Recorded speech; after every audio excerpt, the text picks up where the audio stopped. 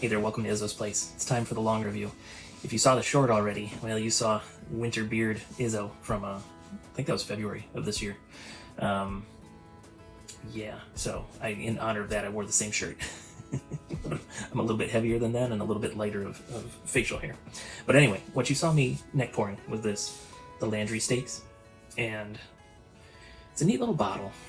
And I've had a few sips and given out some samples. So it's a small batch bourbon. What made me pick it up though, so I bought it in Texas, but this is contract distilled for the Landry Distillery Company, but it's distilled and bottled, or at least it was. Landry might be doing its own aging, bottling, and blending now. Their website makes it seem like that. But whenever this bottle was done, this was distilled and bottled by Crittenden Distillery in Mississippi, and I have several Crittendens in my collection, and they're all very good. And looking at the short that you saw, this has got your typical cherries and vanillas, kind of similar to a Maker's Mark, I would say. So I poured this out a while ago. So go ahead and let it sit in the glass, even though this has been getting plenty of air. But we're gonna do my new usual, which is I'm gonna taste it. I'm gonna nose it and taste it. I'm not gonna give any notes yet, though. Then we'll talk about the bottle, we'll talk about the company, and then we'll go back in for some actual tasting notes.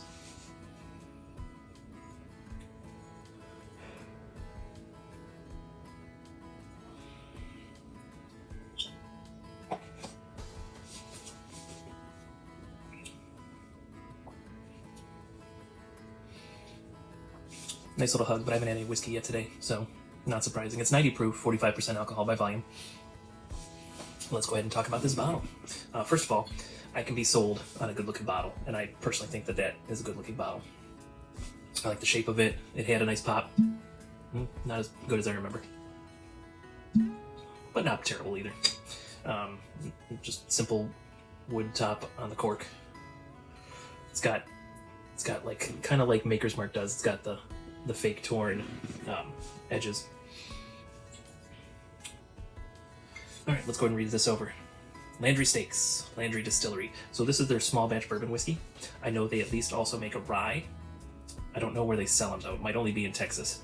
So this you can order on their website, $60. I don't know how much shipping is. I didn't get that far into the process. And oh yeah, it's got a horse etched in there. And it feels like it's etched. It doesn't feel like it's a decal at all. Because that's the thing, is the founder, he and his grandpa bonded over horse racing and whiskey. And so that's why he's done this thing. So as I mentioned in the short, it's bottle 836 from batch 7. And it says it uses, so they have the water listed. And you know how Kentucky, Tennessee, and other places are real proud of their limestone water? Well, the water, they just call it deep well water. But it's aged a minimum of 4 years. And they give the mash bill, corn, barley, and wheat. And actually the website goes on to tell you the exact percentages. We'll look at that in a little bit. So on the bottle it says, staking our claim as the first bourbon born from the spirit of the American quarter horse, which I'm not a horse guy. I don't know the difference between a quarter horse and a thoroughbred. Landry Steaks uses only the finest grains barreled in charred white oak to create an American bourbon fit for the winner's circle. Distilled and bottled by Crittenden Distillery in Killen, Mississippi, exclusively for Landry Distillery LLC. Government warning, drink responsible, it's not a race. LandryDistilling.com. The website's kind of cute, it's real simple, but I liked looking at it. The label also looks like it's just barely the littlest bit off. Not as off as a bullet label, but I also like that aspect of it.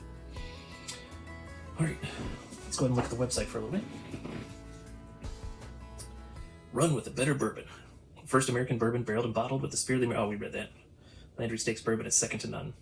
So the category is small batch bourbon. So they take 8, 9, 10, 20 barrels and they blend them together to get their small batch. It's 90 proof. Okay, so here's the mash bill. 70% corn, 20% wheat, 10% barley.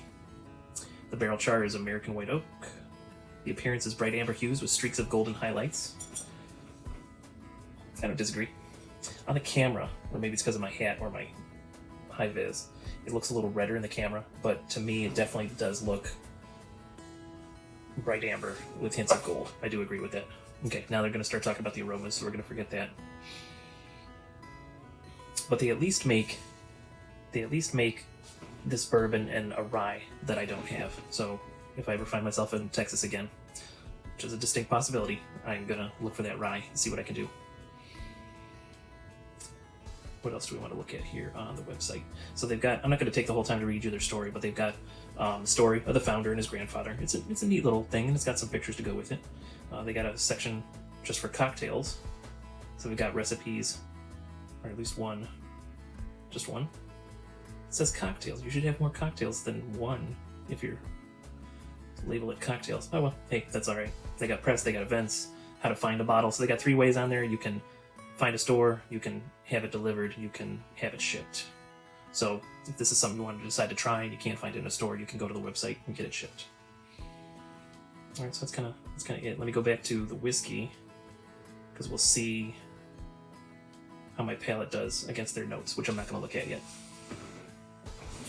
Okay.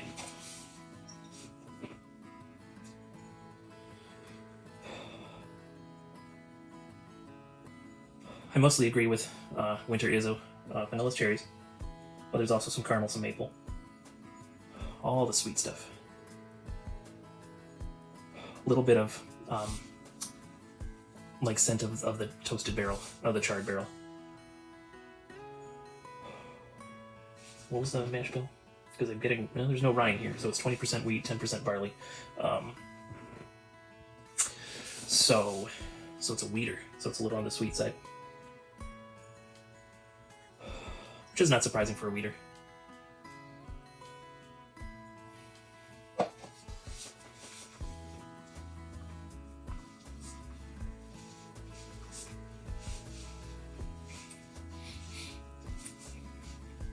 Got a little bit of honey on the nose as I was getting ready to sip. Wasn't like a real honey though, it was like a honeysuckle plant. The palate, the sweet stuff comes through, but there's some of the taste of the barrel, like the oak and the char. There's a little bit of that, so it's not an overly sweet palate.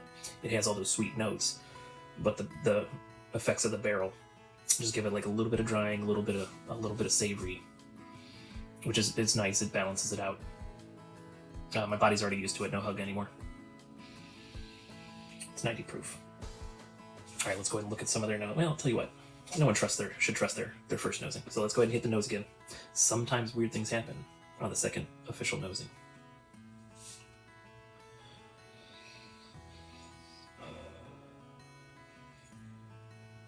The sweet is still there. Some of those savory notes, the barrel char, a little hint of smoke is trying to make its way more prominent. But the sweet is still the main thing.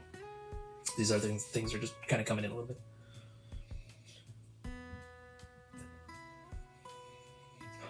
Because of the barrel char coming in, some of the sweet notes are turning into more like a toasted marshmallow, and I always love it when I get that note. I'm getting like a hint of a mint, like I would get on a rye, but there's no rye in this apparently. But I'm getting a hint of mint anyway.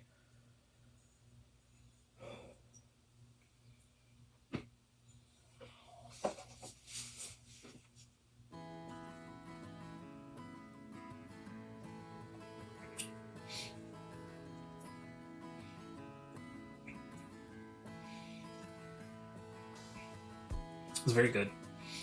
It's for a lower proof bourbon, it's very flavorful. I got a little bit of a hug that time. Well, those sweet notes are kind of in there, intermingling, like caramel, maple, vanilla, hint of cherry. And then those barrel notes are there as well, kind of taming them down a little bit. So a little bit of char, a little bit of oak tannin. It's a little drying on the end. The finish is medium. Medium, it's not long. It's smack in the middle, I'd say. Smack in the middle of medium. So, depends on what you like. This thing's $60. It's a little bit nicer than your other 90 proofers like the Larceny. Oh, and it's a wheater, so I should actually put it up against the Larceny. So I will probably do a 90 proof blind sometime. Don't hold your breath. But I'll probably do a 90 proof blind sometime and see how they compare, because a lot of the other 90 proofers are very cheap. This does have the feel like it's more handcrafted than a Buffalo Trace, than a Larceny. So it does feel like it should be more expensive than them. I'm not disappointed that I own a bottle, but I don't know if it's worth $60. If it was like 100 proof, it was like a bottle of Bond or a 101, might be closer to worth 60. So so definitely don't regret buying it, but we'll see when I get to the end of it. Probably won't replace it, but I am interested in trying that rye. See what other expressions they've got. Maybe they've got a calf strength or a bottle and bond. I would love to try that. Although, this is basically Crittenden's, so there's a single barrel Crittenden's, there's a bottle and bond, there's a double oak right there. So I've had some of this distillery stuff in a more concentrated form. So I don't know. It's nice. It's an easy sipper. I wanted something local from Texas, so I'm glad I got it. The bottle's good looking. The story's fun. The website's nice. I just don't know about the $60. So that's all I got for you today. Not disappointed in the whiskey in the bottle. Just might not chase another one. But I do love that Crittenden's. And that might be what is giving them an edge. Now, if they start distilling I'd be interested if they start distilling their own, see how it changes. So I signed up for the emails. I'm gonna keep track of them and what they're doing. And who knows, maybe we'll have another review down the road. You know what, I forgot, I was gonna talk about the notes that they give. All right, so the aroma, soft caramel and smoked, got those. Baked apple, didn't get that. Vanilla, yes. White pepper, I don't even know what white pepper is. Light ginger, you know what? Maybe that's the mint note I was getting. Oh, I could totally see that as ginger instead of mint, so that makes a lot of sense. Honey, corn, some milk chocolate. I did not get any chocolate. Didn't really get any corn. All right, now the flavor. Golden brown sugar. Yeah, ginger, didn't really get it. Cardamom, I'll have to find out what cardamom tastes like. Honey, I got honey. Light clove. Ooh, I didn't get clove for a change. Cinnamon, I could see some cinnamon in there. And then pecan apple, no. Black pepper. Black pepper kind of goes with some of those barrel notes, the char and stuff, so I could see that. And they say predominantly brown sugar, ginger, cinnamon. Finish surrounds the palate with wood sugar and lingers with cinnamon and ginger. I can see the wood sugar. I didn't really get cinnamon and might have been getting the ginger. Well, then let's go ahead and taste it one more time, now that we've read the notes and gotten them in my head.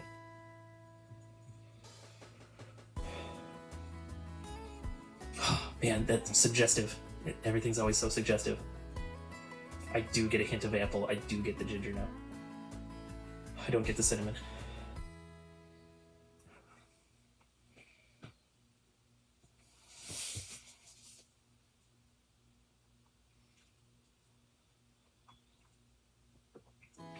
There's my good old cloves back. Wood sugar, yeah. I could see the black pepper. I still don't get cinnamon anywhere in this. But it's always funny how reading things or hearing other people give you notes can affect what you're smelling and tasting. Very fun. All right, that'll do it for this review for the Landry Steaks. Landry Distillery, distilled for them by Crittenden's. So if you're working, work safely. If you're drinking whiskey, please drink responsibly. But do everything with a little bit of whimsy, and you're going to have a good time. And I will see you next time you're hanging out at Izzo's place. Oh, and if you ever want to do a flight with Izzo, email me, heyizzo@yahoo.com. I do have 1 or 2 people lined up. I just got to get them, I got to develop their flights and send them the samples, and then, of course, make time to do it online with them. But so you'll be seeing some of that in the near future. All right, take care.